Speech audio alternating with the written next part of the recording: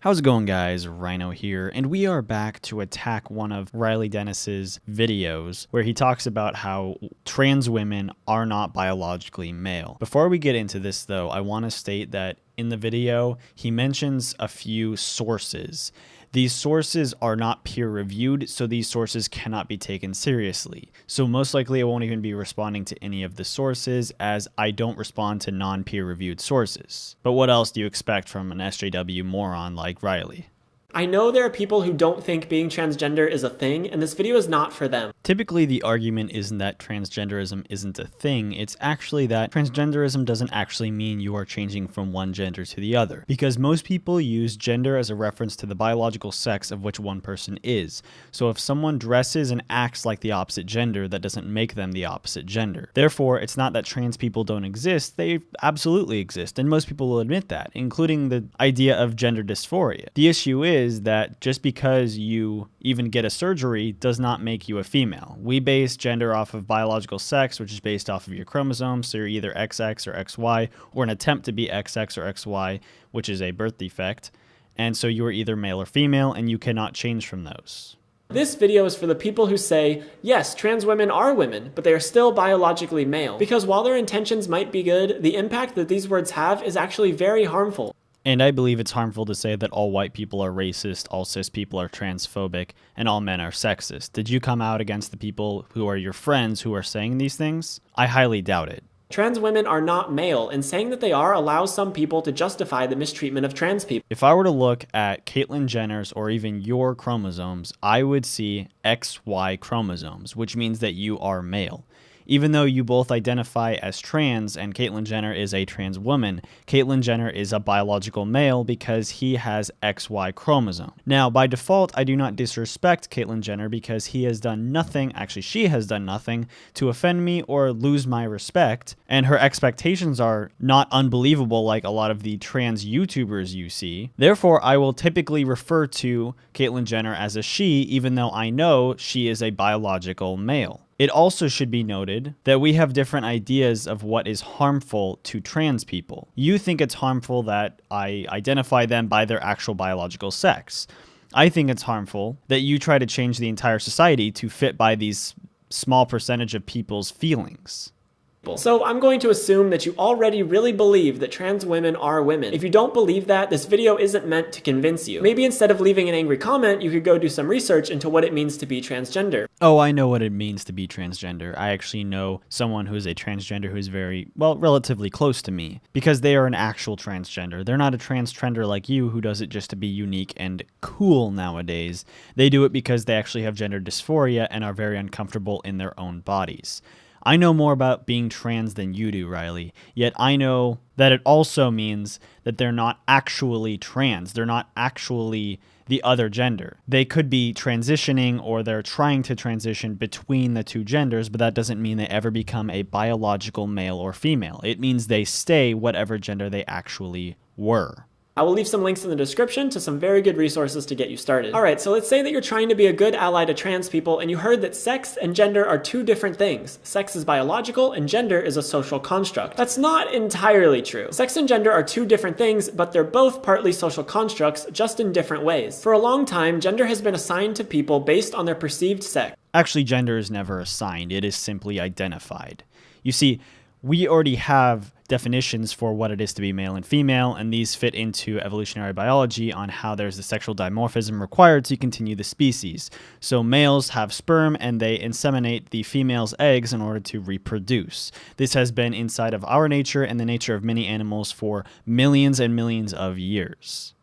A doctor looks at a baby's genitals and determines what gender it will be raised as. In our culture, this used to be unquestionable fact. You were raised as the gender you were assigned at birth, and being transgender wasn't an option. This doesn't mean that trans people didn't exist. We've existed as long as humans have existed, but being transgender was not a mainstream topic of discussion. Today, many of us recognize that gender is far more complicated than a person's perceived sex, and we're able to acknowledge that people can be transgender. You were conflating gender and gender identity. Gender is based off your biological sex, which is a biological fact, and that's all it is. You are either male or female, there is no transitioning, and the gender you were quote-unquote assigned at birth, which was actually just identifying which gender you really are, is your true gender. However, your gender identity or your gender expression is entirely different and is entirely unique for every single person. I'm entirely different than any of the people I live with who are male. I'm entirely different than pretty much any other male in the entire world. I have my own unique blend of male and female traits, and also traits that don't necessarily fit into either category. This does not mean that I'm some other gender or that I was assigned the wrong gender at birth. This simply means that I'm a male who has some female tendencies and who has some tendencies that don't fit into either gender identity. Gender was a social construct before and still is now, but how we construct it has changed. Roaming Millennial did a really good video on gender as a social construct, so I highly recommend looking up Roaming Millennial and looking for her video on gender as a social construct. However, I want to point out that gender is not entirely a social construct. It's more gender identity and gender expression that are social constructs, but you keep conflating these two, which is entirely problematic, which I hate using that word, but you're causing a lot of dissonance between what you're trying to say and what you're actually saying, which is why a lot of people don't listen to your arguments. Now we can say that your gender is based on how you identify because we realized that basing gender on perceived sex was oppressive. Again, I'm not really talking about society at large because a lot of people still don't fully understand what it means to be transgender, but I mean within trans-accepting communities. However, even within these communities, binary sex has, for some reason, stuck around as the same kind of unquestionable fact that we used to think gender was. I've made a video before about intersex conditions and how sex isn't a perfect binary, but for now let's just talk about what it means to be male or female, because I would argue that sex needs to go through the same change that gender has already gone through. It's not a static fact, it's a social construct. Riley, this is why no one takes social justice warriors seriously. You guys deny science in order to further your personal agendas. You see, sex has already been defined. It is defined within biology, and we are not changing that definition because there is nothing new to discover about sex and chromosomes. We've already discovered all we can about those. The only furtherances in terms of chromosomes would be potential furtherances in maybe preventing such birth defects from happening. Intersex people are not in themselves another gender. They are simply their body failed to become one or the other gender, and it's usually pretty obvious as to which gender their body was trying to become. If there is a present Y chromosome, their body was trying to become male. However, there's the possibility it had an XXY chromosome and there's an extra X chromosome, which caused some birth defects to happen. Intersex people are not their own sex. They are not proof that gender isn't binary, but gender and sex are both male or female. They are binary. Gender identity and expression is not necessarily a spectrum, but it's more, you can just be anything the fuck you want. It's not that you have to fit into one tiny category. You can literally be anything or anyone you want, and no one cares. It's just when you try to redefine our current definitions of gender and sex to fit your own preconceived ideas, which would completely throw off a lot of how society, most of society, views gender and sex, it's seen as selfish.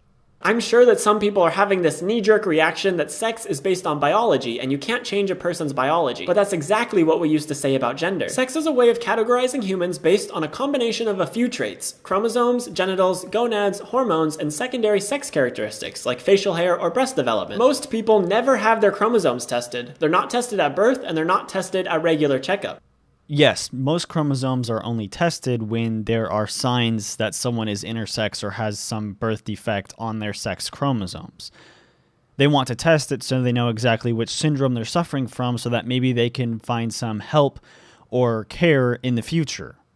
Unless your doctor suspects that something might be wrong with your chromosomes, you'll probably never have them tested in your life, and you certainly can't tell a person's chromosomes by looking at them. Oh, but you actually can tell someone's chromosomes by looking at them, or by hearing them, or by watching them do certain tasks. You see, birth defects, especially the intersex birth defects, cause a wide variety of symptoms that are not seen in people of normal chromosomes. So I don't know all the terms and all the names and all the symptoms of the intersex conditions, but they all exhibit these conditions and these symptoms. So if I were to know the exact symptoms of, say, Turner syndrome, then I would be able to identify someone who has Turner syndrome when I saw them. I can also identify, for example, by looking at my girlfriend, that she is an XX chromosome pair because she has no birth defects whatsoever. She is a female. I know that by looking at her. I don't have microscopes for eyes, so I can see her chromosomes up close. I just know these because of the other characteristics that her body exhibits. I'm not going to respond to any more of Riley's terrible arguments, as they pretty much are circular and have no substance to them whatsoever. I will leave the original video linked down below if you wish to go check out the rest of the video. Please do not go and harass him, but feel absolutely free, and I encourage you to point out where he's wrong in the comments section. There are plenty of comments there already about this, but the more there are, maybe the more people will see that Riley is just plain incorrect. Now, on a quick side note, I had Bearing bitching at me, and many other YouTubers, not many, a good amount of commenters were bitching about getting a pop filter. So, just to explain to you guys, my microphone, the Rode Procaster, already has a built-in pop filter, so they don't make pop filters for my microphone. So I actually had to go on and order a pop filter for a microphone other than mine and see if it fit. Luckily, it did. So now I'm currently using 2 pop filters on my microphone, so hopefully Bearing can stop bitching about my fucking pop filter. I hope you guys are happy.